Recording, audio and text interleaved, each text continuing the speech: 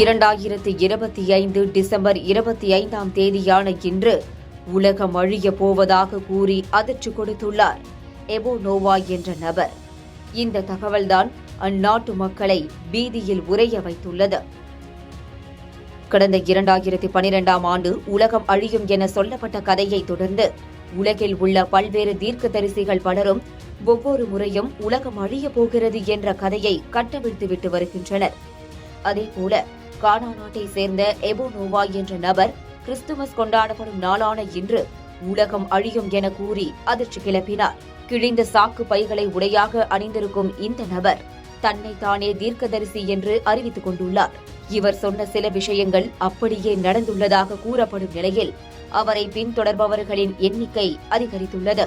December 25ஆம் தேதியான இன்று முதல் அதிகப்படியான மழை மற்றும் பெருவெள்ளத்தால் உலகம் அழியப் போகிறது என்றும், அழிவுக்கு பின் பூமியில் மீண்டும் மக்களை குடியமர்த்த பைபிளில் வருவது போல 8 நோவா பேழைகளை கட்ட கடவுள் தன்னை பணியமர்த்தி இருப்பதாகவும் தெரிவித்தார். மேலும் மக்களை காக்கும் வேளைகளை தான் காட்டி வருவதாக தெரிவித்திருக்கும் அந்நபர், இந்த வேளைகள் 3 ஆண்டுகள் வரை வெள்ளத்தில் இருந்து காக்கும் வகையில் கட்டப்பட்டு வருகிறது என கூறினார். அது மட்டுமின்றி, நான் தொடர்ந்து கடவுளிடம் பிரார்த்தனை செய்து வருகிறேன், அதனால் கடவுள் அமைதியாக இருந்து வருகிறார் என்றும், இதோடு நிறுத்து என அவர் சொல்லும் வரை வேளைகளை காட்டுவேன், இறை வழிபாட்டுடன் எனக்கு ஆதரவு அளியுங்கள் என அவர் கூறியுள்ளார்.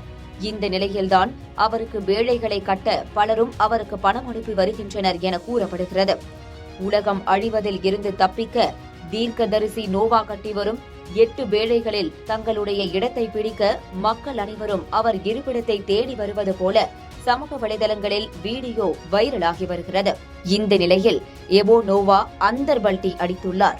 உலகம் அழிவதை முன்னிட்டு தான் கடவுளிடம் தொடர்ந்து பிரார்த்தனை செய்வதாகவும், பிரார்த்தனையை ஏற்றுக்கொண்ட கடவுள் தற்போது உலகம் அழிவதை தள்ளி போட்டுள்ளார் என்றும் கூறியுள்ளார்.